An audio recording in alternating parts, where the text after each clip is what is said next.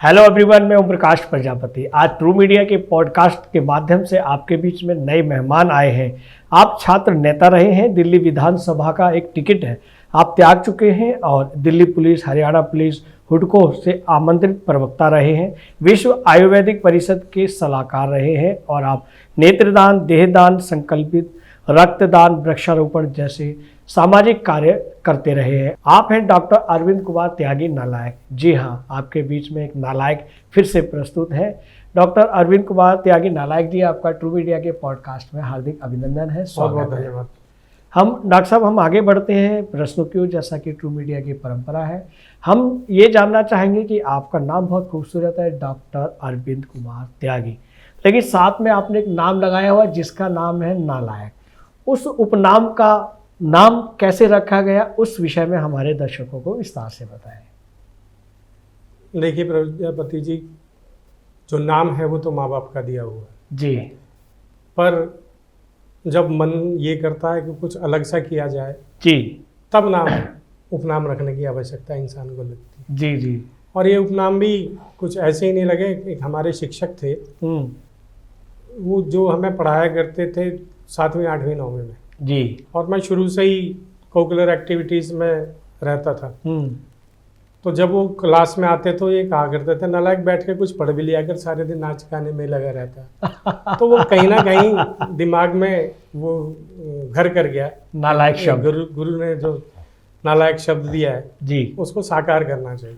क्या बात। आज भी वो गुरु मेरे 75 साल के करीब के हो गए हैं जी जी, परंतु आज भी उनसे संपर्क है। पर आज वो गौरवान्वित होते हैं कि जब मैं देखता हूँ कि उस उपनाम को सार्थक करने की तरफ उस उपनाम को भी जीवित रखा हुआ है आपने। क्या बात है, क्या बात। और मैं मतलब पूरी तरह से उन्हीं गुरु को, उनका नाम है श्री आनंद सिंह जी जी, तो उन्हीं को ये नाम समर्पित है। क्या बात है, क्या बात है। कभी इस नालायक शब्द से कभी आपको गिलानी महसूस तो नहीं हुई? सम्मान महसूस होता है, कोई इस तरह का नाम रखता नहीं है। आप भी देखिए, आप भी साहित्य के क्षेत्र में इतने जगह जाते हैं, सब जगह जी जाते जी हैं। जी जी, तो जहाँ भी कहीं अपनी एंट्री होती है तो सब लोग रिकग्नाइज करते हैं, बात करते हैं, नालायक कहते हैं, तो गौरव महसूस होता है। लेकिन नालायक शब्द की जो परिभाषा है वो थोड़ी सी सकारात्मक नहीं दिखती है। वो बिल्कुल बात आपकी ठीक है। हाँ। जरूरी नहीं है कि सकारात्मक रह के ही सकारात्मक रहा जाए। जी जी, नकारात्मकता में से भी सकारात्मक का ढूंढ वाह जा सकती है। वाह वाह वाह, बहुत अच्छी बात, बहुत बड़ी बात। तो अगर आपका काम इस तरीके का हो हाँ कि भाई कहने को तो आप नालायक कहलाएं पर काम ऐसे कर दें कि दूसरे जो लायक कह दें, जी, इसमें क्या वाह वाह वाह, बहुत अच्छे आपने नालायक शब्द की परिभाषा हमारे दर्शकों को बताई। हम आगे बढ़ते हैं। हमारा प्रश्न है कि आपकी प्रेरणा का स्रोत क्या था जिसने आपको धरती, जल और कन्या संरक्षण जैसे महत्वपूर्ण विषयों पर काम करने के लिए प्रेरित किया? बात 1986 की है, जब मैं कॉलेज में गया जी, तो कॉलेज से एक टूर जा रहा था नीलकंठ जी, तो मैं माता जी के पास गया। माता जी से कहा, मैंने कहा माता जी ऐसे ऐसे जाने का कार्यक्रम है, क्योंकि पिताजी शिक्षक थे। तो वो शाम की शिफ्ट होती थी यहाँ पे दिल्ली के एमसीडी में जी, हेडमास्टर थे वो। जी जी, तो जी, माता जी से निवेदन किया, माता जी ऐसे ऐसे टूर जा रहा है कि मैं पिताजी से पूछ के बताऊंगी। जी, पर ठीक है, वह बात तो ये तय है, पर तेरे को एक काम करना पड़ेगा। मेरा मैंने कहा जी बताओ क्या काम है? जी जी, कि भाई काली कमली वाले का आश्रम है हाँ। वहाँ जाके तेरे को 2 आम के पेड़ लगा के। वाह, क्या बात है, क्या तो बात। मैंने कहा, मैं तो गदगद हो गया। मैंने कहा भाई मेरे को काम मिल गया और जाने की परमिशन मिल गई। अगर माँ ने ये कह दिया है कि जाके 2 पेड़ लगा के आने हैं तो इसका मतलब परमिशन, आधा काम तो हो गया। बिल्कुल, बाकी का काम है माता अपने आप तैयार कर लेगी पिताजी। तो वहां से हम लोग गए जी। और काली कमली का आश्रम पहले हरिद्वार और ऋषिकेश के बीच में पड़ता है जी, मोतीचूर का जो रेलवे स्टेशन है उसके बाद थोड़ा जी सा। जी जी जी, वहाँ पे जाके गए जी हम लोग, मतलब जो 4-5 साथी थे वो जाके गए, वहाँ पे पेड़ लगा के आए।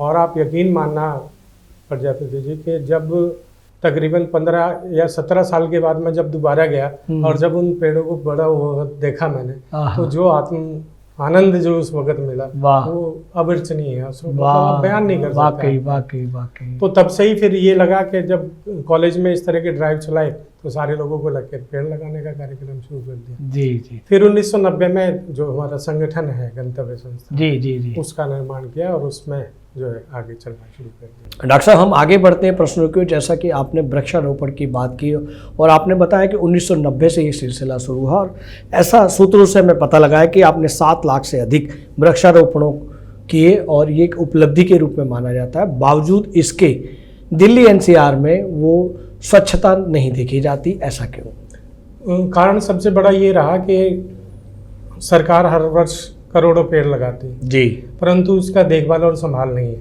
जी। तो करोड़ों में से करोड़ों ही मर जाते हैं, बचता कुछ भी नहीं है। ओहो। हमारे साथ भी यही हुआ कि हमने हरियाणा में, पंजाब में, राजस्थान में, दिल्ली में, उत्तराखंड में पेड़ लगाए, परंतु उनके जो बचने की जो दर थी वो बहुत कम थी। आप ये मानिए कि 5% भी अगर पेड़ बच गए तो हमारे लिए एक बड़ी उपलब्धि है। वाह। तो शुरू में तो जब पेड़ लगाते तो ऐसे ही लगाए, 5,000 लगाए, 10,000 लगा दिए जी, और फिर बाद में जाके उसका कभी हिसाब किताब नहीं लिया, देखा नहीं भाई कौन संभाल रहा है, कौन क्या कर रहा है। तो बहुत सारे पेड़ मर जाते थे। सिर्फ वही पेड़ जिंदा रहे जहाँ पे लोगों ने अपने इंस्टीट्यूट में लगाए, अपने स्कूल के अंदर लगाए, या जो उनके खेत में लगे और वो वहाँ पे देखभाल उन्होंने की, वहाँ के पेड़ बचे। तो फिर धीरे धीरे काम तो करना था। एक तो ललक थी कि हाँ भाई पर्यावरण बचाने के लिए काम करना। तो फिर जाके ये हुआ कि भाई अब आगे से ऐसी जगह पे ही पेड़ लगाएंगे जहाँ पे पेड़ को संभालने वाले होंगे। क्या बात है। बहुत सारे स्कूलों में हम लोगों ने बच्चों की ड्यूटी लगाई कि जैसे 100 पेड़ वहाँ पे लगाए तो 100 बच्चों की ड्यूटी लगाई कि भाई वो उन पे रोज पानी देने का काम करेंगे, समय पे खाद देने का काम करेंगे, और जो बच्चा अच्छा काम करेगा उसको सर्टिफिकेट और पुरस्कार देने का काम। क्या बात है, क्या। और जब से हम लोगों ने ये मुहिम शुरू की तब से आप ये मानिए कि कम से कम भी नहीं तो 75% पेड़ जो है बचने शुरू हो गए। वाह। जहाँ पहले हम ये मानते थे कि 5 पेड़ बच जाए तो गनीमत है, परंतु जब से हम लोगों ने स्कूलों में, कॉलेजों में या ट्रस्ट की जगहों में पेड़ लगाने शुरू किए और लोगों को जिम्मेदारियां, बच्चों को जिम्मेदारियां देनी शुरू की, तब से इसकी जो ग्रोथ रेट है वो बढ़ गई। डॉक्टर साहब, हम आगे बढ़ते हैं। जैसा आपने बताया कि आप 10% से 75% वृक्षों की उम्र बढ़ा रहे हैं, उन्हें जीवित रख रहे हैं। क्या 100% करने के लिए भी कोई ऐसा प्रयोग किया जा सकता है कि हम पेड़ों को अपने माताजी, पिताजी, अपने बच्चों के नाम, अपने परिवारजनों के नाम, अपने शुभचिंतकों के नाम, अपने दोस्तों के नाम अगर वो लगाएंगे तो हमारी जिम्मेदारी बन जाती है कि उन्हें हम देख रेख रखें? इस प्रयोग के बारे में बताएं। देखिए, किया तो सब कुछ जा सकता है, कुछ भी ऐसा नहीं है जो कि संभव ना हो, बशर्ते कि आपकी डेडिकेशन उसके प्रति हो और आप चाहते हो कि ऐसा हो। अभी हम लोगों ने, मैं अगर आपको ध्यान हो तो आपके जन्मदिवस पे भी मैंने आपसे आग्रह किया था कि अपने जन्मदिन पे एक पेड़ अवश्य लगाएं जी। और जब भी व्यक्ति अपने जन्मदिन को याद करता है या माता पिता की याद में या किसी स्वजन की याद में कोई पेड़ लगाता है तो उसकी देखभाल अच्छी तरीके से करता है। ऐसा मेरा जो विगत अनुभव है उससे ये पता लगता है।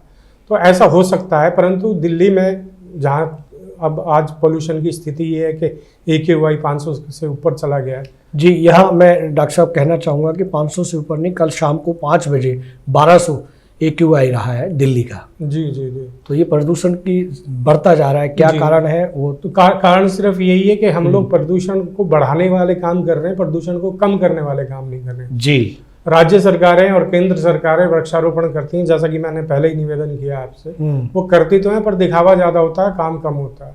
और जब तक ये जन जन की आवाज नहीं बनेगी, प्रत्येक व्यक्ति इसमें अपना योगदान नहीं देगा, बच्चों को हम प्रेरित नहीं करेंगे पेड़ लगाने के लिए, या और संस्थाओं को, धार्मिक संस्थाएं, सामाजिक संस्थाएं वो आगे नहीं आएंगी, तो प्रदूषण की स्थिति ऐसी की ऐसी ही बनी रहेगी। और इस प्रदूषण को कम करने के लिए 2-3 स्टेप जो हमको उठाने पड़ेंगे। एक तो गाड़ियाँ, जो व्यक्तिगत एक व्यक्ति एक गाड़ी में जा रहा है उसको ख़त्म करके पूलिंग उसकी शुरू की जाए और पब्लिक ट्रांसपोर्ट का इस्तेमाल किया जाए।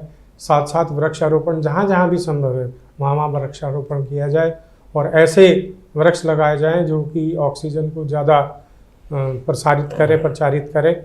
तो ऐसा ही मेरा अनुरोध है और इसी मुहिम में हम लोग लगे हैं कि स्कूलों में, कॉलेजों में जाकर बच्चों को प्रेरित करने का काम कर रहे हैं कि प्रदूषण अगर कम होगा तो सबको स्वच्छ सांस मिलेगी, और स्वच्छ सांस जब मिलेगी जब एक ऐसा कारगर उपाय हमारे पास वृक्षारोपण के रूप में हमारे पास होगा, तभी हम उसको सफल करेंगे। डॉक्टर साहब, आपने बहुत सारी वृक्षारोपण बचाने के लिए बहुत सारी जानकारी हमारे दर्शकों को दी। क्या ऐसा भी महसूस होता है कि वृक्षारोपण ना होने से या वृक्ष कम होने से हमारे समाज के साथियों की, हमारे अपनों की उम्र कम हो रही है, हम अस्वस्थ महसूस कर रहे हैं। अगर ये ऐसा ही चलता रहा तो हम भावी पीढ़ी को क्या देकर जाएंगे। मैंने किताबों में पढ़ा है कि हमारे बुजुर्गों की उम्र 900 साल हुआ करती थी, उसके बाद वो घट घट कर 100-125 साल हुई और आज वो 60 और 70 के बीच सिमट कर रह गई है। क्या हम इस तरह से चलेगा तो हम अपने बच्चों को क्या देकर जाएंगे? हम अपने बच्चों को आज जो कोरा जहरी देकर जा रहे हैं, क्योंकि आप देखें कि आज की तारीख में अगर आप बाहर सड़क पे चले जाएं तो आपकी आंखों में जलन, गले में खराश और ये सारी की सारी चीज़ें हो रही हैं जी। जो आज जो बच्चा जन्म ले रहा है वो आज की तारीख में जन्म होते ही वो कम से कम 12 सिगरेटें पूरे दिन में पीता है। जी। कारण सिर्फ यही है कि हम लोगों ने जो अंधाधुंध पेड़ काटे और जमीन को नंगा कर दिया, उसके साथ साथ जो कंक्रीट जंगल बना दिए, कंक्रीट के जंगल बना दिए और असली जंगल खत्म कर दिए। उसका सबसे बड़ा जो दुष्प्रभाव हमारे शरीर पर और जो हमारे समाज पे पड़ा वो यही है कि पेड़ कम हो गए। पेड़ कम होने की वजह से जो शरीर की प्रदूषण सोखने की क्षमता थी वो भी कम हो गई जी। और जब पेड़ कम होते हैं तो बारिश भी कम होती है। ये सारे के सारे कारण मिलके प्रदूषण को बढ़ाने का काम किया। लोग बात कहते हैं कि भाई हरियाणा पंजाब में पराली जलाई जाती है उसकी वजह से, परंतु उससे ज़्यादा दिल्ली के अंदर लाखों वाहन हैं जो कार्बन डाइऑक्साइड का उत्सर्जन करते हैं और सर्दी के दिनों में कार्बन डाइऑक्साइड पूरी तरह अवशोषित नहीं हो पाती है, वो धुंध की लेयर के साथ उसके अंदर जमा रह जाती है, जिसकी वजह से ग्राउंड के बिल्कुल नज़दीक तक जो है पोल्यूशन रह जाता है, जिसकी वजह से जो हमारे बीच में जाता है। वाह। पिछले दिनों में अगर आप पिछले 7 सालों का सर्वे अभी मैंने पढ़ा था तो जितनी मोनोकोकल बीमारियां हैं या फेफड़ों से संबंधित या श्वास संबंधी या जो भी बीमारियां हैं उनमें लगभग 37% का जो है इजाफा उसके अंदर हुआ है। तो 37% लोग अगर उससे ग्रसित रहेंगे तो किस तरह से आप एक सभ्य समाज, चिंतनीय विषय है, चिंता का विषय है। और ये सिर्फ एक सरकार का या किसी एक व्यक्ति का काम नहीं है, जब तक ये जन जन का आंदोलन नहीं बनेगा तब तक प्रदूषण के ऊपर। बिल्कुल डॉक्टर साहब, आप ये भी मानते हैं कि अगर इन विषयों को जो हमारे बच्चों की बेसिक शिक्षा है उसके अंदर अगर जोड़ा जाए तो शायद हमारी शिक्षा के साथ ही हम उसको सीखें और उसको हम दूर कर सकते हैं? बिल्कुल। उसमें कहना दूसरा मेरा ये है कि जब से आप ये मानिए कि मोबाइल का प्रादुर्भाव बढ़ा है, हमारे आपके समय में जब हम छोटे छोटे हुआ करते तो 50 तरह की गेम होते थे, उसमें लट्टू भी होता था, उसमें कंचे भी होते थे, उसमें पिट्ठू भी खेलते थे, उसमें सारी की सारी चीज़ें करते थे। पर आज के बच्चे हर वक्त जो है कंप्यूटर के सामने जमे रहते हैं या देखें तो मोबाइल के अंदर लगे रहते हैं। फिजिकल एक्टिविटी बिल्कुल खत्म हो गई जी। जब तक हम ये कोशिश नहीं करेंगे कि बच्चा फिजिकल भी कुछ करे और समाज के साथ जुड़ के भी रहे, और इसमें कमियां किसी और की नहीं है, कमियां हमारी हैं, अभिभावकों की कमी है जी। वो कोशिश क्या करते हैं कि बच्चा अगर शोर मचा रहा है, जरा सा कुछ कर रहा है, ले मोबाइल पकड़ के बैठ जा, खाना नहीं खा रहा है तो ले मोबाइल देखता रहे खाना खिलाने। कमियां हमारे से खुद से शुरू हुई हैं, हम किसी और के ऊपर इसका दोषारोपण करें वो ठीक बात नहीं है जी। और बदलाव खुद ही करना पड़ेगा। जब हमारे सामने ये सारी की सारी समस्या आ रही है तो उसका निवारण के लिए भी हमको खुद ही स्टेप उठाने पड़ेंगे। और मेरा तो मानना ये है कि ज़रूरी जहाँ एक तरफ मोबाइल की ज़रूरत है वहीं दूसरी तरफ आपके स्वास्थ्य की भी ज़रूरत है। स्वास्थ्य ठीक रहेगा तो आप मोबाइल भी अच्छी तरीके से चला पाएंगे, पर्यावरण को भी सुरक्षित रख पाएंगे। तो ये सबका चोली दामन का साथ है, मिलजुल के सारे काम। बहुत अच्छी जानकारी आप हमारे दर्शकों को दे रहे हैं डॉक्टर साहब। जिस तरह से आपने बताया कि आजकल के दंपति अपने बच्चों को आधुनिक यंत्र दे देते हैं जिससे वो साइलेंट रहता है या उसमें गेम खेलता है या कुछ भी गतिविधियां देखता रहता है, लेकिन ये समस्या जो समाज में देखी जा रही है वो एकल परिवार से ज़्यादा बढ़ रही है। लोग सामूहिक परिवार से दूर होते जा रहे हैं और एकल परिवार में रह रहे हैं। और ये भी देखा जा रहा है कि मेल फीमेल जो होते हैं अभिभावक वो वर्किंग होते हैं और दोनों वर्किंग जाते हैं और बच्चों को किसी संस्था को छोड़ जाते हैं और वो संस्कार उस बच्चे को नहीं मिल पाते जो ज़मीनी जुड़े हुए आपको या हमें मिले हैं या हमारे पूर्वजों ने हमें दिए हैं। इस विषय में उन एकल परिवार वाले दंपतियों को और उस नन्हे मुन्ने बच्चे को जिसे संस्कार, सनातन धर्म के संस्कार, सनातन धर्म और भारतीय की विशेषताएं क्या है, हिंदुस्तान में क्या होता है, कितने हमारे वातावरण एटमॉस्फेयर है, और उस बारे में नहीं पता लग पाता, उन एकल परिवार में जीने वाले अभिभावकों को, दंपतियों को क्या कहना चाहिए? उनके लिए कहना सिर्फ यही है कि जब हम लोग छोटे थे जी तो पूरा का पूरा संयुक्त परिवार था, उसमें दादा दादी भी होते थे, चाचा ताऊ भी हुआ करते थे, सारे के सारे होते थे और बच्चे बहुत सारे हुआ करते थे। एक एक दंपति के 4-4, 5-5 बच्चे होते थे। हमारे गांव में हवेली थी और उसमें तकरीबन 16 कमरे थे और 16 के 16 फुल रहते थे, क्योंकि मेरे पिताजी जो है 5 भाई थे और उनके आगे किसी के 4 थे, किसी के 3 थे। हम लोग भी खुद जो है 3 भाई बहन, 3 भाई बहन थे। तो उस वक्त ये पता नहीं लगता था कि ताऊ ने किसी बच्चे को डांट दिया, कुछ कर दिया तो कोई फर्क नहीं पड़ता था, चल तेरा ताऊ है उसने कह दिया। अच्छा, जब बैठते थे साथ में तो बाबा जी के साथ बैठते थे तो वो कहानियां सुनाते थे। उन्होंने आधे का पहाड़ा, पौने का पहाड़ा, तो ये सारी की सारी चीजें सिखाई थी जो आज होमवर्क नहीं, वो बैठे बैठे मतलब साथ बैठे हैं तो उन्होंने उस चीज की प्रैक्टिस, ट्यूशन की आवश्यकता नहीं पड़ती थी। वो गृह ट्यूशन ही हो जाती थी और वो इतनी सक्षम होती थी। आज आप मेरे को कहें कि आधे का पहाड़ा सुना तो मैं इस वक्त सुना सकता हूँ, क्योंकि उस वक्त बाल्यकाल में जो वो हमारे दिमाग में जो बीजारोपण उस आधे के पहाड़े का हुआ। आज किसी बच्चे को कहते आधे का पहाड़े सुना दे, मतलब क्या है आधे के पहाड़े का, आधा पता ही नहीं आधा क्या। बिल्कुल। तो ये सारी की सारी चीजें तभी हो पाती थी जब संयुक्त परिवार था। अच्छा, उस वक्त था क्या कि सब लोग मिलजुल के काम करते थे। खेती का मुख्य व्यवसाय खेती का हुआ करता था जी। खाने और पहनने और अच्छे आराम की व्यवस्था हुआ करती थी। इससे ज्यादा की यही मौलिक जरूरत हुआ करती थी और इसी से बेहतर कुछ नहीं था। बिल्कुल। आज क्या है कि आज आधुनिकता की दौड़ में इतने बुरी तरह से सब के सब लग गए हैं। दूसरा क्या है कि सारे बच्चे जो आज के जो नव दंपति हैं, जो मतलब ये मानिए कि 28-30 साल के बच्चे हैं, इन लोगों ने देखा पैसे का प्रादुर्भाव जैसे ही बढ़ा। 1992 के बाद की अगर मैं आपको बात करूं, जब हिंदुस्तान में सैटेलाइट टीवी आया तो असली परिवर्तन तब से आया। पहले एक आपको हमें ध्यान है बहुत अच्छी तरह से चित्रहार आता था बुधवार दूरदर्शन पर, ब्लैक एंड व्हाइट टीवी में ज्यादा आया था। संडे को पिक्चर 2 बार में पिक्चर चित्रहार भी हुआ करता था। एक ही टीवी चलता था, उसमें जिज्ञासा रहती थी, पूरे मोहल्ले के लोग अपनी जगह बुक करके जाते थे। आज 2500 चैनल शोर मचा रहे हैं और आपके पास इतना समय नहीं है कि एक फिल्म पूरी बैठे। उसका कारण सिर्फ यही है कि उस आधुनिकता ने हमारे दिमाग को इतना ज्यादा ग्रसित कर दिया है कि उपभोक्तावाद जो बढ़ा दिया है। आपको घर से बाहर निकलो तो आपको आना सिंह टीवी पे भी दिखाई दे रही है, आपको होर्डिंग भी आना सिंह का दिखाई दे रहा है, आप रेडियो सुन रहे हो तो उसमें भी आना सिंह दिखाई दे रही है। तो कुल मिला के उपभोक्तावाद ने इतना हावी कर दिया है कि अगर आप एक विशेष नाम का कुकर नहीं खरीदेंगे तो आप पति अच्छे नहीं है, अगर आप ये विशेष चॉकलेट नहीं देंगे तो आपका प्रेम सफल नहीं है। तो उस आधुनिकता की दौड़ में उस जो लोलुपता हमारे मन में आई पैसा कमाने की, वो यही थी कि भैया पैसा कमाओगे तो ये सारी की सारी चीज़ें हो जाएंगी। अब उस पैसा कमाने की दौड़ में उन्होंने अपने बच्चे पर ध्यान देना कम कर दिया। अब जो लालन पालन, उससे जो प्यार मोहब्बत पहले मिलता था, लोग बाग पहले कहते थे कि ब्याज से मूल प्यारा होता है जी। बेटे को उतना प्यार नहीं मिलता था जितना पोते को या पोती को प्यार मिलता था। वो सारी की सारी चीजें खत्म हो गई। अब जो दादा दादी जो हो गए हैं, वो जो कर्ज वाली बाई है वो हो गई है। अब वो कर्ज वाली बाई अपने पैसे को देखेगी या उसके संस्कार को देखेगी। तो संस्कार विहीन ये समाज होता चला जा रहा है।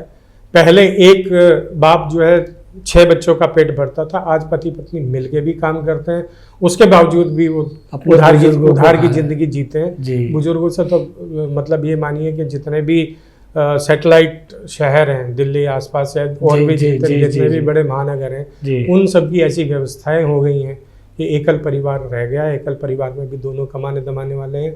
रात को एक जना रात को काम कर रहा है तो एक जना दिन में काम कर रहा है, दोनों को काम करते हैं। और इस सब के चलते अगली पीढ़ी का बिल्कुल पूरी तरह से भट्टा बैठ गया। जो संस्कार हम लोगों को मिलते थे, हम अपने दादा दादी या माता पिताजी के साथ मंदिर जाते थे, वो सारी की सारी चीज़ें खत्म हो गई हैं जी। आपको बहुत अच्छी तरह से ध्यान होगा, जब रामायण सीरियल आता था तो कर्फ्यू लग जाता था, बिल्कुल कर्फ्यू जैसा लग जाता कर्फ्यू जैसा ही लग जाता था। और मेरे को बहुत अच्छी तरह से याद है, मेरी माताजी जो है धूप बत्ती जलाती थी जिस वक्त आता था। आज की तारीख में कहाँ है इस तरह की चीज़ें देखने जी। और अगर कोई धार्मिक उस पर कोई चलचित्र भी बनाया जाता तो उसकी गुणवत्ता और वो कुछ नहीं है। अभी रामायण सीरियल, रामायण के ऊपर आधारित एक फिल्म बनाई थी। उसमें जो हनुमान जी का जो चित्रण किया गया वो एक मुगल शासक के रूप में जी उसकी जो क्रोध के रूप में, क्रूर के रूप में, जबकि ये भारतीय सनातन से जुड़ा हुआ नहीं दिख रहा था, लग ही नहीं रहा था कहीं से कि भारतीय उसके सनातन के अनुरूप है। जी। तो ये सारी की सारी चीज़ें तब्दीलियां हैं और आज नहीं तो कल इन रूट्स पे वापस आना पड़ेगा, मजबूरी हो जाएगी, तब आएंगे।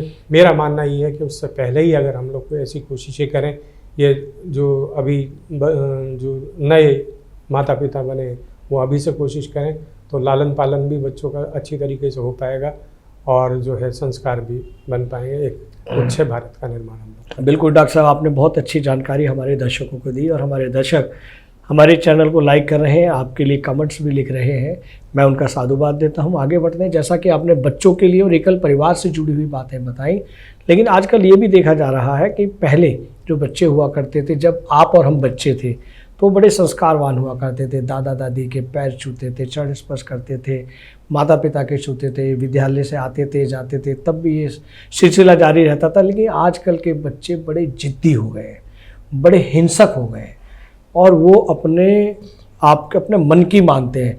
जो एक कमरा उनको मिल जाता है, कंप्यूटर या उनको मोबाइल वाला यंत्र मिल जाता है, तो वो उसी में लीन रहते हैं और जो उसमें दिखाया जाता है या वो देखते हैं वही संस्कार मानते हैं, वही सत्य मानते हैं कि यही जीवन है, ऐसा हुआ। चाहे वो एक मेकिंग फिल्म है या एक सीरियल है, वो एक एंटरटेनमेंट के लिए, लेकिन उस बच्चे को नहीं पता होता, उस बच्चे की गलती नहीं मैं मान सकता, क्योंकि उसका तो ये मेमोरी खाली है, उसे तो जीवन में वो सीखना है।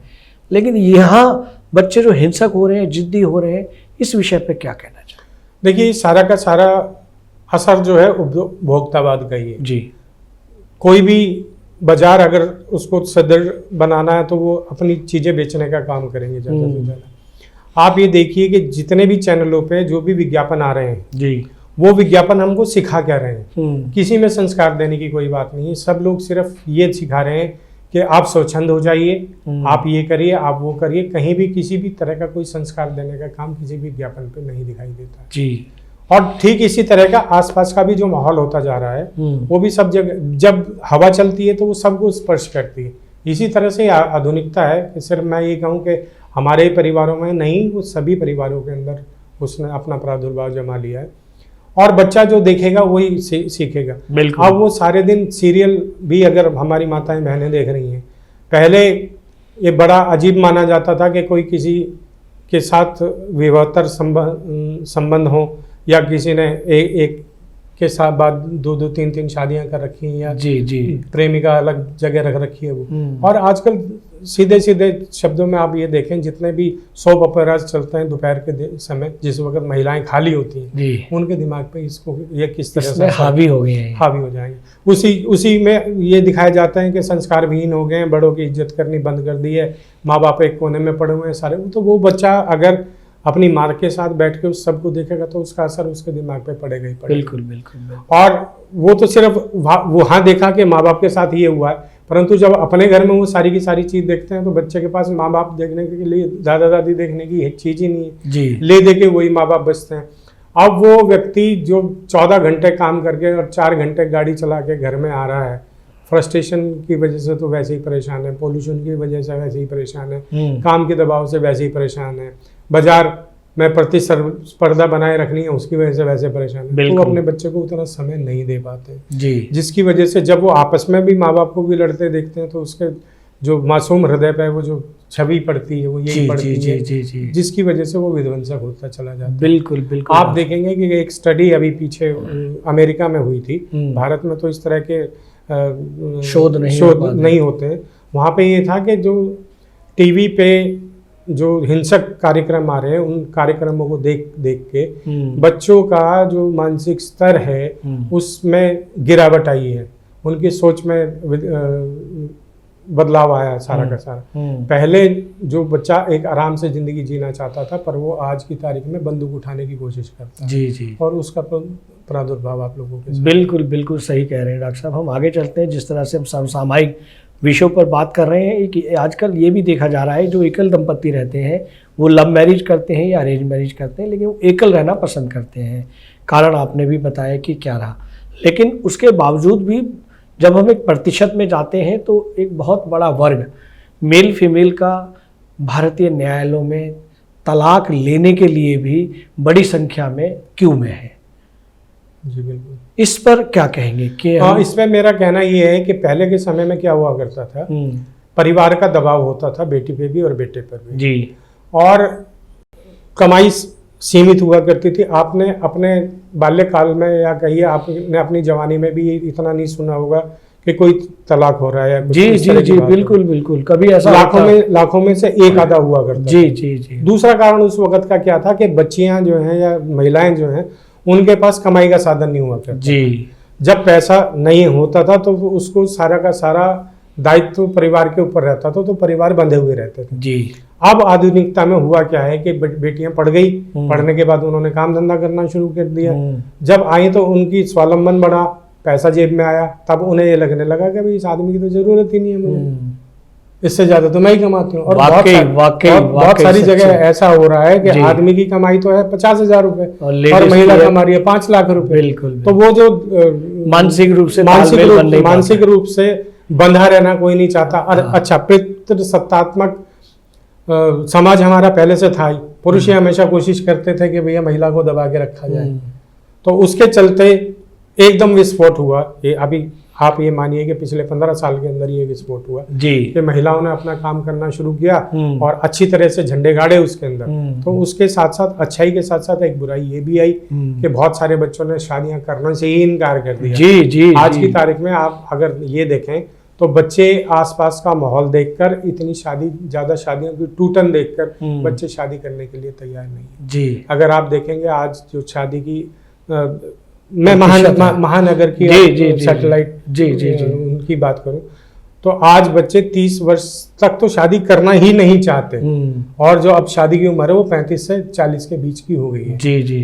35 से 40 के बीच में हो गई है। और साथ साथ आप ये देखिए कि संतति करना, संतान पसंद ही नहीं करते, एकल रहना चाहते हैं जी। मैं और मेरी जिंदगी, मुझे जीना है, मुझे ठीक रहना है, ये करना है, बच्चे हो या ना, 5 डे जॉब करना है और लास्ट वर्क 2 डे में जो है। और एक नई बात मैं आपको बताता हूँ जी। अब जो है डॉग पापा और कैट पापा हो गए हैं।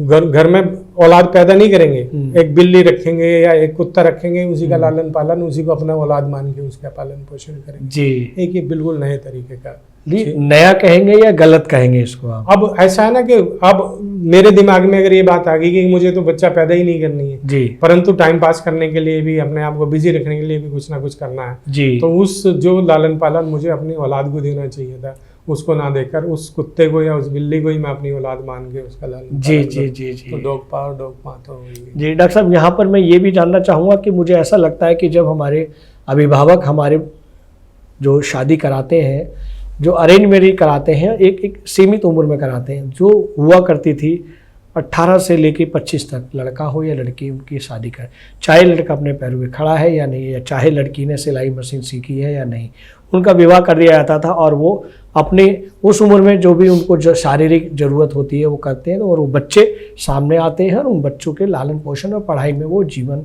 बिजी कर देते हैं। और ऐसा भी मैंने देखा और पढ़ा भी है कि वो बच्चे ही हमारे बुढ़ापे का सहारा होते हैं। जब वो छोटे होते हैं तो हम उनकी उंगली, वो हमारी उंगली पकड़ कर चलते हैं, और जब हम बुढ़ापे की ओर जाते हैं या 60 के 70 के होते हैं तब हमें उन बच्चों की उंगली की आवश्यकता होती है। और ऐसा हुआ है, आपने भी उस पल को जिया है, मैंने भी जिया। लेकिन जो बच्चे, जो दंपति आजकल जो कुत्ते या बिल्ली या अन्य पशु पक्षियों के साथ में अपने जीवन या बच्चा मानते हैं, उस बुढ़ापे में उनका सहारा कौन बनेगा? देखिए, उस सहारे की जरूरत है, वहाँ सोच वहाँ तक पहुँची नहीं कि बुढ़ापे भी मेरे को तो आना ही है, आना है, वो सब पता है कि आएगा जी। परंतु आज जो मुझे आनंद करना है उस आनंद में खलल तो नहीं डालना ना जी। आज जो वर्तमान में जीना है, भविष्य नहीं देखना अभी तो ये चीजें नहीं आएंगी, पर अब से 10 साल बाद ये जितने भी नर्सिंग होम और हॉस्पिटल हैं ये भरे रहेंगे, उन्हीं लोगों से भरे रहेंगे जिन लोगों के पास आगे संततियां संभालने वाली नहीं है जी। हम लोग थे, आप लोग थे, हम लोगों ने माता पिता दादा दादी भी देखी और उनके साथ रहे, आज जी जी जिया हमने उनके साथ जीवन जिया है, तो वो उनके कंट्रोल में भी रहे और उनके साथ भी रहे और सीखा, उनसे सीखा भी, और उन्होंने हमारे लिए हमारे से ज्यादा किया। जब उन्होंने हमारे से ज्यादा किया तो हमने यही सीखा उनसे और उनके साथ रहे। आजकल के बच्चे स्वतंत्रता प्रिय हैं, उस स्वतंत्रता ने बहुत सारी चीजें खो दी हैं, और मेरा मानना ये है कि शादी की उम्र एक निश्चित उम्र तक ही शादी हो जाए तो ज़्यादा बढ़िया है कि अगर 35 के बाद या 40 की उम्र में आप शादी करते हैं तो जो आपका गर्भ धारण की जो क्षमता है, शारीरिक क्षमता है वो कम हो जाती है। और दूसरा, जिस तरह का जो हश्र जापान का और चीन का हुआ, वो पहले एक बच्चे पे आए, आज पूरी की पूरी जो जनरेशन है वो बूढ़ी हो चुकी है, नौजवान नहीं है वहाँ पे। और हिंदुस्तान इस वक्त पूरी शक्ति से ओतप्रोत है, और आगे भी अगर ऐसा ही रहे तो बच्चों को शादी समय पे करनी चाहिए और संतान ज़रूरी है। क्या डॉक्टर साहब, इस काम के लिए जिन विषयों पर हम बच्चों के लिए, वात्सल्य के लिए, अपने जो हमारा बुजुर्ग का समय है एक ओवर एज के लिए, या संस्कृति और संस्कारों के लिए, हमारे देश की, भारत सरकार की सरकारी एजेंसियों को भी इस पर काम करना चाहिए? ऐसा हमारे देश में नेता की कमी नहीं है, हमारे देश में नीति की कमी नहीं है, हमारे देश में पैसे की कमी नहीं है। कमी है तो सिर्फ नीयत की कमी है जी। हमारे यहाँ जितने भी नेता हैं, जितने भी नीति निर्धारक हैं, नीतियाँ बहुत अच्छे बनाते हैं, जमीनी स्तर तक पहुँचते पहुँचते वो सारी की सारी दम तोड़ देते हैं जी। आप ये देखिए कि शीला दीक्षित सरकार ने बुजुर्गों के लिए वृद्ध मनोरंजन केंद्र दिल्ली के अंदर जगह बनाए थे, योग करने के लिए, योग कराने के लिए लोगों को प्रेरित किया। पर आज की तारीख में आप देखिए, आपको एक भी वृद्ध मनोरंजन केंद्र चलता हुआ नहीं दिखाई देता। बिल्कुल। कारण सिर्फ यही है कि मान लीजिए कांग्रेस ने एक चीज बनाई, अगली दूसरी सरकार आती है तो उसको मिटाने का काम, उसे खत्म करती है और अपनी नीति खत्म कर देती है, चाहे वो कितनी अच्छी हो, बिल्कुल, उससे कोई मतलब नहीं है। परंतु मेरी सरकार ने उसको नहीं किया है तो उसको मिटाने का काम कर देते। जब तक ये नेता स्वयं छोड़कर सबका नहीं सोचेंगे तब तक इस तरह की भ्रांतियां फैलती रहेंगी और इस तरह के नुकसान होते चले जाएंगे। आज जो लोग 60 साल के, 70 साल के हैं, उनका सम्मान करना जरूरी है। उनके पास जो एक्सपीरियंस है, जो उनके पास जो वात्सल्य देने की क्षमता है, वो सारी की सारी इस्तेमाल करनी चाहिए। जी। अभी पिछले दिनों में पता लगा था कि 4000 से अधिक जो है वृद्ध आश्रम चल रहे हैं जी। तो वृद्धाश्रम का तो हिंदुस्तान में कोई कॉन्सेप्ट ही नहीं था, इस तरह की कोई बात ही नहीं थी। बुजुर्ग घर में रहते थे, अब बुजुर्ग को घर में रखने के लिए कोई तैयार ही नहीं। जब वो आपस में साथ में ही रहने के लिए तैयार नहीं है तो बुजुर्ग को रखने की कौन कोशिश करेगा। एक बड़ा सामाजिक आंदोलन चलाने की आवश्यकता है, जिसमें जो आज का नौजवान है वो ये समझे कि बुजुर्गों की भी उतनी आवश्यकता है जितनी की नए बच्चों की। बिल्कुल। डॉक्टर साहब, ये जो गैप आया है, ये जो दूरी बढ़ी है बुजुर्गों की और बच्चों की, पुरानी पीढ़ी और नई पीढ़ी के बीच में जो परिवर्तन आया है, जो गैप आया है या दूरी बढ़ी है, इसका कारण क्या महसूस? कारण सिर्फ इसका ये है कि ये देखिए कि पिछले 1600 साल के अंदर जो ज्ञान आया वो गुरु से लेके शिष्य के बीच में आता था, परस्पर जी आमने सामने जी। जो हमारी भी एजुकेशन हुई वो टीचर पढ़ाता था, वार्तालाप होता था, जो चीज़ें उसने बताई बड़े प्यार से, वो सारी की सारी चीज़ें दिमाग में घर कर गई, आज भी हमारे दिमाग में वैसे जी। पिछले 20 सालों के अंदर जो ज्ञान आया वो सारा का सारा ज्ञान आया इलेक्ट्रॉनिक तरीके से। वो चाहे टीवी के रूप में आया हो, चाहे इंटरनेट के रूप में आया हो, चाहे मोबाइल के तरीके से आया जी। पहले गुरु का सम्मान था कि गुरु ने हमें ये शिक्षा दी है तो इसका ये सम्मान है। आज जो गुरु है वो मोबाइल हो गया है। मोबाइल पे आप देखो, कुछ भी आपको जो जानकारी लेनी, भाई जो उसका सदुपयोग करना चाहे तो उसके लिए तो सदुपयोग है, बिल्कुल। परंतु कुछ और भी देखना चाहे तो सब कुछ उपलब्ध है। कोई भी ऐसी चीज नहीं है कि मतलब आप ये कहो कि भाई इंटरनेट पे वो आपको नहीं मिलेगा। तो उसका सबसे बड़ा कारण यही रहा, जो एकदम जो उड़ेल दिया गया हमारे ऊपर, ज्ञान जो उड़ेल दिया गया, उस ज्ञान के चलते हम अज्ञानी हो गए, ज्ञानवान नहीं रहे। जी। जो आपने बताया कि सोशल मीडिया है या मोबाइल है या इंटरनेट पर या इस तरह की ज्ञानवर्धक जानकारियां होती हैं, अगर कोई जानकारी आपको नहीं है और आपने सर्च किया और उस गूगल ने या उस सोशल मीडिया ने आपको बताया, तो वो सही है या गलत है, उसका निर्णय कौन करेगा? उसकी ऑथेंटिसिटी नहीं है। नहीं। हाँ, अब ये देखिए कि कोई कुछ ऐसे विषय हैं जिसपे कि बहुत सीमित ज्ञान उसके अंदर दिया हुआ है। अब वो भी जो ज्ञान उसके अंदर दिया हुआ है वो किसी एप्रोप्रिएट व्यक्ति ने दिया है या किसी सीखतर ने दिया है या किसी नवाचारी ने दिया है, उसका आप पता नहीं लगा सकते जी। कुछ लोगों में लेखन की जो क्षमता होती है वो बहुत अच्छी होती है, वो गलत बात को भी इस तरह से प्रस्तुत करते हैं कि सामने वाले के अंदर बैठ जाए, जो कि आज की तारीख में हो रहा है। वाह। और इसका कारण सिर्फ ये है कि कोई क्रॉस चेक इसके ऊपर नहीं है कि मान लीजिए मैंने प्राकृतिक चिकित्सा के ऊपर ही लिखा, जब तक उसको कोई क्रॉस चेक करके ये नहीं कहे कि ये ठीक है या गलत है, तब तक तो वो सब सामने वाले के लिए सत्य सत्य। बिल्कुल। तो इस तरह की भी चीज़ें कोशिश इस तरह की करनी चाहिए केंद्र सरकार को भी और राज्य सरकारों की भी, कि जो भी सामान इंटरनेट पे या फेसबुक पे परोसा जा रहा है उसकी सत्यता उसमें कितनी है, उसकी विश्वसनीयता कितनी है, गुणवत्ता कितनी है, जी, ये सारी की सारी चीज़ें।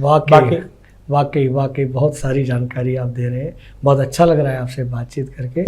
लेकिन मैं चाहूँगा कि अगला प्रश्न मैं आपके साथ में कुछ ऐसा करूँ कि हमारे दर्शक इस तरह सुन के बोर हो रहे हैं, उनको अच्छा लगे। जी। आप अपने बचपन में जब आप चाय पीते थे, आप बचपन में चाय पीते थे? नहीं, हमारे यहाँ चाय नहीं बनती थी।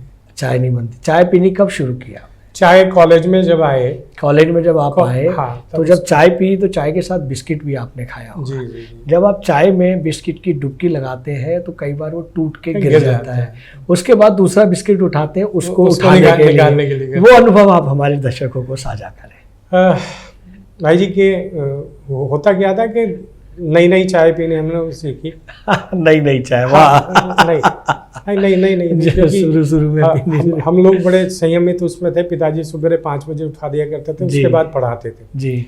और एजुकेशन मेरी संत निरंकारी स्कूल है, निरंकारी वहाँ पे हुई। तो चाय हमारे घर में नहीं बनती थी जी। चाय चुड़ैल होती है, चाय चुड़ैल होती है, कुछ भी कहिए, पर हमारे यहाँ चाय नहीं बनती थी जी। हमारे खेती बाड़ी थी, आज भी है खेती बाड़ी, और गाय भैंस हमारे घर में हमेशा से रहे। बहुत अच्छे। पिताजी सुबह शाम को जाते थे स्कूल से पहले, मतलब मॉर्निंग में 5 बजे चले जाते थे, दूध निकाल के लाते थे, और शाम को भी। तो हमारे यहाँ छाछ और दही का ज़्यादा सेवन था, वही था और वो ये सब नहीं था। बाजार की चीज़ें हमने मतलब बहुत कम, ना के बराबर। हम लोग ऑल इंडिया के टूर पे पिताजी को LTC मिली थी, तब हमने बाजार में खाना खाया नहीं, उससे पहले हमने कभी बाजार में भी खाना नहीं। तो जो घर में बनता था वही खाना पड़ता था। मान लो किसी चीज की किसी दिन कोई सब्जी खाने का मन नहीं है तो या तो जूते खाओ या वही खाओ, तो कोई और दूसरा ऑप्शन नहीं था। आज की तारीख में अगर आप बच्चे को ये कह दो कि ये नहीं खाना तो वो फटाफट जोमेटो करेगा, खाना आ जाएगा। हम वो चाय और बिस्किट पर थे। हाँ, चाय पहली नई चाय पीनी सीखी तो बिस्कुट आता था मोनाको का बड़ा वाला जी। तो वो कप के अंदर जाता नहीं था जी। तो उसके 2 टुकड़े करके उसको डाला थे तो आराम से ना वो आधा ही रह जाता था, मुंह तक बड़ी मुश्किल से पहुंचता था। तो दूसरे आधे वाले से कोशिश करते थे ये निकल के आ जाए, तो पता लगता था वो दूसरा भी टूट के उसके अंदर गिर गया। तो ये आनंद आज के बच्चे नहीं ले सकते। वाह। तो ये जो आनंद है ना, ये हमारी ही पीढ़ी आखिरी पीढ़ी है जिसने बैलगाड़ी का भी सफर किया जी, कार का भी सफर किया और हवाई जहाज का भी सफर किया। आज के बच्चे कार में पैदा हो रहे हैं और बेकार हो गए हैं। कार में पैदा हो रहे हैं और वो बेकार हो रहे हैं। वाह। तो ये थोड़े परिवर्तन है। वाकई हम आगे चलते हैं। डॉक्टर साहब, आपने दिल्ली विधानसभा का टिकट जो है, जो प्रत्याशी के लिए करते उसको आपने त्यागा, और आपने त्यागने का निर्णय क्यों लिया, और इस फैसले में आपके जीवन और सामाजिक कार्यों में क्या बदलाव आया, क्या प्रभावित हुए? थोड़ा सा पीछे जाऊंगा जी। जरूर। जब 1986 में मैं कॉलेज में गया, उस वक्त चंद्रशेखर जी भारत यात्रा करके आए थे और उन्होंने भोडसी के अंदर आश्रम बनाया था, भारत यात्रा केंद्र उनका। जी। राजकुमार जैन जी दिल्ली विश्वविद्यालय के अंदर प्रोफेसर थे और वो दिल्ली के अध्यक्ष थे जी। तो जैसे ही अब नेतृत्व क्षमता पहले से थी जी, लोगों को इकट्ठा करने की क्षमता थी। अच्छा, संपन्न परिवार से थे। तो 86 में जब मैं कॉलेज में गया तो पिताजी ने मेरे को जीप लेके दे दी थी। 18 साल की उम्र में ही मैं सेल्फ ड्रिवन, मेरे पास जीप हुआ करती थी। तो राजेश वशिष्ठ उन दिनों दिल्ली विश्वविद्यालय में थे और दिल्ली की जो छात्र जनता हुआ करती थी उसके वो अध्यक्ष थे, पर वो थे पैदल बेचारे जी। मेरे पास गाड़ी होती थी तो गुड बुक्स में सारे के सारे उन्होंने मेरे को जनरल सेक्रेटरी बनाया। वाह। और हम लोगों की छात्र राजनीति वहाँ से शुरू हो गई जी। दिल्ली विश्वविद्यालय के अंदर SC ST का एक अलग से फार्म भराया जाए, उसके लिए हम लोगों ने संघर्ष किया और उसमें सफलता प्राप्त की। डॉक्टर DS मान उस वक्त स्टूडेंट वेलफेयर डीन हुआ करते थे, जो कि दयाल सिंह कॉलेज के प्रिंसिपल भी थे। हम लोग भूख हड़ताल पे बैठे, उन्होंने मेरे को बुलाया प्यार से, भाई ऐसा है अरविंद, है तो तू त्यागी, त्यागी का मतलब है ब्राह्मण है, फिर तू मतलब इस चक्कर में कैसे लगा। मैं कहा जी मेरे पिताजी हरिजन सेवक संघ में जुड़े हैं और मेरे मन में इस तरह की कोई भावना नहीं है कि भाई कौन SC, ST या OBC का मामला नहीं है, कौन ऊंची जाति का है और इनको आवश्यकता है तो ये काम होना चाहिए। वाकई बहुत अच्छी। और ये काम हुआ। एक नीलम गाडेगावलिया उस वक्त हमारी सीनियर थी, 2 साल बड़ी थी हमारे से, वो हमारे साथ बैठी। वो क्योंकि SC ST परिवार से थी जी, वो उस दर्द को ज़्यादा अच्छी तरीके से समझ सकती थी, परंतु उसके दर्द में साझे होने का सौभाग्य भी हमें मिला। फिर उसके बाद जनता दल बना, विश्वनाथ प्रताप सिंह प्रधानमंत्री बने। चंद्रशेखर जी की दुर्भाग्य रहा कि वो उस वक्त प्रधानमंत्री नहीं बन पाए। तो मुझे सौभाग्य मिला कि मैंने चंद्रशेखर जी के साथ काम किया, विश्वनाथ प्रताप सिंह जी के साथ काम किया। ये लोग वो थे कि जो मुझे नाम से और उससे परिचित थे। और दूसरा जो हमारा जुड़ाव रहा मेन, वो रहा रामविलास पासवान जी से। जी, उन्होंने दलित सेना बना रखी, तो उसके अंदर मुझे काम करने का सौभाग्य प्राप्त हुआ। फिर बीच में क्या हुआ, दिल्ली विश्वविद्यालय के चुनाव हम लोग लड़ाया करते थे। मैं अध्यक्ष बन गया था और 91 में मेरे को राष्ट्रीय अध्यक्ष के लिए प्रमोट कर दिया गया। तो उस बार क्या हुआ कि जयपाल रेड्डी जी थे जो बाद में मंत्री भी बने जी, उनको अध्यक्ष बनाने की और SR बोम्मई जी को अध्यक्ष बनाने की वो थी। हम लोग चाहते थे कि भाई जयपाल रेड्डी जी बने, लर्नेड व्यक्ति थे, वो समझते थे कि भी छात्र राजनीति में किस किस तरह से क्या क्या काम जी, वो नहीं बन पाए। SR बोम्मई जी वो बन गए। SR बोम्मई जी बने तो उसके बाद क्या हुआ कि जो सारे धड़े अलग अलग बनने शुरू हो गए। पासवान जी का धड़ा अलग हो गया, शायद यादव जी का प्रोग्राम अलग हो गया, और जो लोकदल वाला फैक्शन आया था चौधरी अजीत सिंह जी वो अलग हो गए। तो उन्होंने जो है उस बार का चुनाव मना कर दिया कि भाई उस बार का दिल्ली विश्वविद्यालय में हम लोग चुनाव नहीं लड़े, और हमने तैयारी कर रखी थी पूरी। तो गंगाचरण राजपूत जी उन दिनों हमारे साथ हुआ करते थे और अच्छे मतलब जी। तो कहने लगे भाई अरविंद ऐसा करते हैं, मैं तेरे को ना अजीत सिंह जी के पास लेके चलता हूँ। इन्होंने मना कर दिया, कोई बात नहीं वहाँ। हम अजीत सिंह जी के पास गए। अजीत सिंह जी के यहाँ पे उन्होंने कहा कि कोई बात नहीं बेटा, चिंता नहीं कर, तू चुनाव लड़ने की तैयारी कर, तेरे को चाहिए क्या क्या। मैं कहा जी ऐसा है, 2 गाड़ियां तो मेरे पास अपनी हैं, 2-3 गाड़ियों का अरेंजमेंट कर दो, और पोस्टर चाहिए पूरी दिल्ली में 10,000 चाहिए, बाकी कुछ नहीं चाहिए। बाकी खाना तो यहाँ ये 7 जंतर मंतर रोड पे कोने पे ढाबा होता था जी, कि भाई जितने बच्चे आए कुछ पैसे मैं दे दिया करूँगा, कुछ आप दे देना, चुनाव लड़वा दें। वाह। उस वक्त जी चुनाव लड़वाया, हम लोग दूसरे स्थान पे रहे। अच्छा, एक सीट पे जी, और NSUI तीसरे स्थान पे रही। तो तब से उसके बाद इन्होंने फिर मेरे को अपने जो संगठन है, जब ये 22 MP लेके अलग हुए तो इन्होंने मेरे को राष्ट्रीय संयोजक उसका बनाया। अरे वाह। हाँ, और सतपाल मलिक जी उन दिनों हमारे इंचार्ज हुआ करते थे, क्योंकि वो भी छात्र राजनीति से जी। सुनील शास्त्री जी, आपने देखा सुनील शास्त्री जी हमारे आज भी प्रेम उनका आशीर्वाद मिलता है। ये सारी की सारी चीज़ें तब से बनी। तो अजीत सिंह जी ने 3 टिकटें फाइनल की। एक यहाँ ज्योति नगर में ही रहते हैं चौधरी रतन सिंह जी, ज्योति नरसिंह होम भी है। बिल्कुल। एक उनकी टिकट फाइनल हुई, एक मेरी टिकट फाइनल हुई, एक डॉक्टर यदुवीर सिंह थे। अच्छा, यशवीर सिंह। हाँ, ये 3 टिकट फाइनल हुई। तो शीला दीक्षित जी ने कहा कि भाई ऐसा है, चुनाव जो लड़ना पड़ेगा वो हमारे उस पर लड़ना पड़ेगा, सिंबल पे। 3 टिकट तुम्हारी ठीक है, हमने मान ली बात। हम जी तामझाम जोड़ के 150 गाड़ियाँ लेके जाके नॉमिनेशन भरने के लिए कांग्रेस दफ्तर यहाँ पे होता था तालकटोरा स्टेडियम, तालकटोरा रोड पे पहले, वहाँ गए जी। तो जो सज्जन थे वहाँ पे बैठे, उन्होंने कहा कि भाई जाओ पहले 5 लाख रुपए जमा कराओ, सिंबल जब रिलीज़ होगा, नया सिंबल मेरे नाम का सिंबल जब रिलीज़ होगा, जब आप पार्टी फंड के अंदर 5 लाख। अच्छा। तो हम लोग तो विध्वंसकारी थे, हमने पैसे नहीं देंगे जी, चुनाव लड़ा जाए या नहीं लड़ा जाए। मैंने वहीं कागज फाड़े और काम खत्म। उसके बाद मैं दोबारा कभी नहीं गया। क्या बात है। अजीत सिंह जी ने कहा कि भाई ऐसे करो, तुम लड़ लो, अपने सिंबल पे लड़ो। उस वक्त सिंबल हुआ करता था हमारा हैंडपम्प। अच्छा। तो कोई बात नहीं जी, लड़ लेंगे निर्दलीय के रूप में, मतलब जनता दल ए से लड़ो, जनता दल ए से लड़ो। तो उसके बाद बुराड़ी के अंदर क्या था कि रामफल त्यागी जी थे, जो कि टिकट मांग रहे थे बीजेपी से, उनको बीजेपी से टिकट नहीं मिला, तो रोशन कंसल जी को टिकट दे दिया था बीजेपी ने। तो उसके खिलाफ वो खड़े हुए बस का चुनाव निशान लेके। तो बुराड़ी के नामचीन लोगों में से नरेंद्र त्यागी जी, वीरेंद्र त्यागी जी, ये लोग थे। ये अजीत सिंह जी के पास गए कि भाई ये लड़का अभी तो सारी उम्र पड़ी है इसकी, छोटी सी उम्र है, इसे आप ड्रॉप करा दो। और इसके समर्थन में बुराड़ी के स्कूल के अंदर एक बहुत विशाल जनसभा हुई। वहाँ पे मैंने कहा कि भाई मेरी माता जी असल में बुराड़ी की हैं। अच्छा अच्छा। तो मैंने कहा कि भाई भांजे का फर्ज बनता है कि अगर मेरे मामा के गांव का बन जाए तो। हाँ, तो मैंने वहाँ से वो भी ख़त्म कर दिया। अच्छा अच्छा। और उसके बाद मैंने आज तक कभी ना टिकट मांगी ना। क्या बात है, क्या बात है। बहुत ही अच्छा आपका राजनीतिक सफर रहा, बहुत उतार और चढ़ाव का रहा। और ये चीज़ें सिखाती हैं।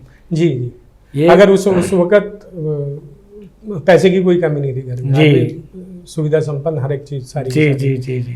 परंतु एक मन में ये था कि अगर आपको सेवा करनी है तो वैसे बिना पार्टी के, बिना टिकट के, बिना पद के भी कर सकते हैं। बिल्कुल, वो निरंतर आपका चल रहा है। वो चल रहा है। मैं जितना पैसा कमाता हूँ, पेट्रोल पंप बनाने का काम है मेरा, उसमें से जितनी भी कमाई आती है 10 पैसे निकाल के आनंद से खर्च करता हूँ। आज तक कोई सहायता किसी से, सरकार से नहीं मांगी जी, कहीं किसी जगह कोई वो फाइल नहीं किया जी। हर साल लाखों पेड़ लगाने का काम करते हैं, तुलसी बांटने का काम करते हैं। जी जी जी जी। 8 से 10 हज़ार तुलसी एक साल के अंदर मैं अलग से बांटता हूँ। वाह वाह। तो वो ईश्वर ने सामर्थ्य दे रखा है। अच्छा, मेरी पत्नी और मेरी दोनों बेटियां मिलके जुल के साथ में काम करती हैं। बाकी आप जैसे साथियों जी जी बड़ा जो मैं तो ये कहूँगा कि अभियान चल रहा है वो आप लोगों के बलबूते और नियमित चल रहा है। नियमित चल रहा है। वो ईश्वर जब तक सक्षम बनाए रखेगा तब तक चलता रहेगा ऐसे ही। बिल्कुल बिल्कुल, उस पर वो परमात्मा। हम आगे चलते हैं डॉक्टर साहब। जैसा कि कन्या भ्रूण हत्या के विरोध में आपने 1000 किलोमीटर की पद यात्रा की जी, इस विषय में भी सन 2000 में जब ये सिचुएशन आई कि लड़कियों की संख्या कम होती चली गई, 864 के करीब रह गई थी हरियाणा की जी, तो हमारे प्रबोध राज चंदोल जी हैं जो कि पेड़ पंचायत संस्था चलाते हैं, और डॉक्टर एस एन मिश्रा जो कि सभी तरह के सामाजिक काम, तो वो कहने लगे भैया ऐसा है कि ये सारी चीज़ें तो ठीक हैं, पर अगर बच्चियाँ ही नहीं बचेंगी तो फिर ये काम करने का बिल्कुल किसके लिए करेंगे, किसके लिए करेंगे। तो हम लोगों ने तैयारी करी, सेमिनार्स किए जगह जगह जाके, और आप ये मानिए कि तकरीबन 5 साल हम लोगों ने सेमिनार करके, सब जगह करके, चिट्ठी पत्री करके सारा का सारा काम किया। 28 अप्रैल को मेरा जन्मदिन होता है जी। उस दिन मैं, जब तक मेरी माता जी जीवित रही, मैं मतलब कोई कार्यक्रम नहीं, अपनी माँ के साथ रहता था सारा दिन। 29 अप्रैल 2005 को मैंने पदयात्रा शुरू की, और 192 गांव, 10 डिस्ट्रिक्ट और 1000 किलोमीटर लेके चंडीगढ़ हम गए। वाह। चंडीगढ़ में ज्ञापन दिया। मुख्यमंत्री उस वक्त ये होते थे हुड्डा जी। अच्छा। हुड्डा जी को ज्ञापन दिया सारा का सारा।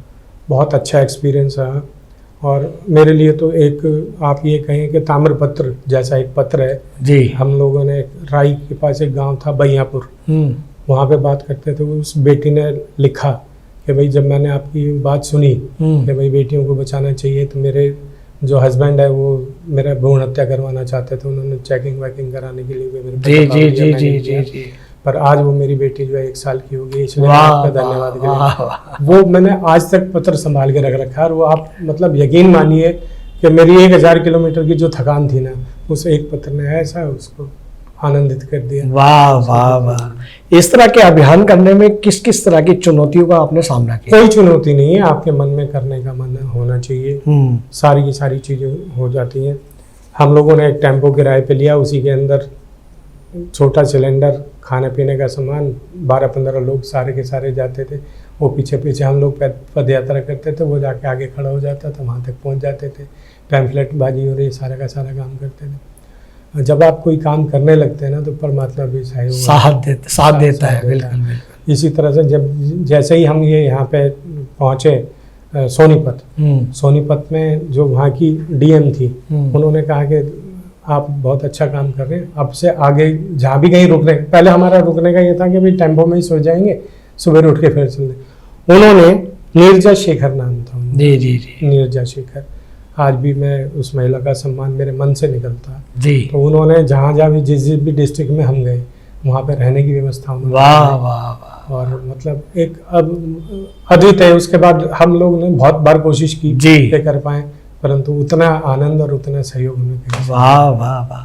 हम आगे चलते हैं डॉक्टर साहब, जैसा कि आपने वृक्षारोपण और अन्य सामाजिक कार्य के साथ साथ आपने सैकड़ों बार रक्तदान भी किया है, उस अनुभव को भी रक्तदान की शुरुआत मेरी हुई दिल्ली विश्वविद्यालय में जब हम लोग गए। जी। एक मेरे मित्र हैं शिशुपाल चौहान, वो संघ से जुड़े हुए थे, संघ की जो जी गतिविधियां उसमें जाया करते थे। तो उन्होंने मेरे को कहा कि भी चल अरविंद ब्लड डोनेशन करके आए। उससे पहले मैंने कभी किया नहीं था। जी।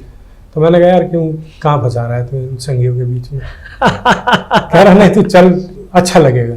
गए जी, हमने पहली बार ब्लड डोनेशन किया जी। पर ये मानिए कि उस वक्त ही जो सुकून मिला जी, वो बहुत अच्छा अनुभव रहा। वाकई। उसके बाद रेगुलर हम लोग हर तीसरे महीने, चौथे महीने, साल में 2 बार 3 बार ऐसे कर करके कर दिए। 86 से अब तक लेके जब तक हृदयघात नहीं हुआ था तब तक मैं 102 बार दे चुका हूं। क्या बात है, क्या बात। और अगर आगे ईश्वर ने चाहा तो ये कंटिन्यू रहेगा जब तक सरकार मुझे अलाउ करेगी या डॉक्टर। क्या बात है, क्या बात है। बहुत साधुवाद आपको, बहुत सराहनीय कार्य है ये। नहीं, जो प्रभु ने एक रास्ता दिया है कि बेटा इस पे चलते रहो, और इस बात का संतोष है कि ईमानदारी से चल पा रहे हैं। वाह वाह वाह। डॉक्टर साहब हम आगे चलते हैं, जैसा कि आपके नेतृत्व में और आपके सानिध्य में एक संस्था जिसका नाम है गंतव्य, उसे आप चलाते हैं, उसमें बहुत सारी गतिविधियां करते हैं।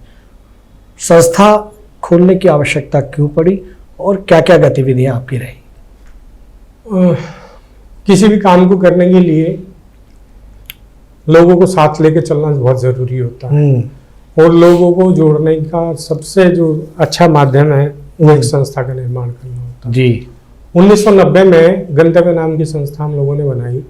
उस वक्त किरण बेदी जी दिल्ली के अंदर थी और उन्होंने नवज्योति नाम की एक संस्था बना रखी थी जो कि ड्रग एडिक्शन और इस सब के लिए काम करती थी। जी। तो हम लोगों ने उनके साथ मिलजुल के काम करना शुरू किया।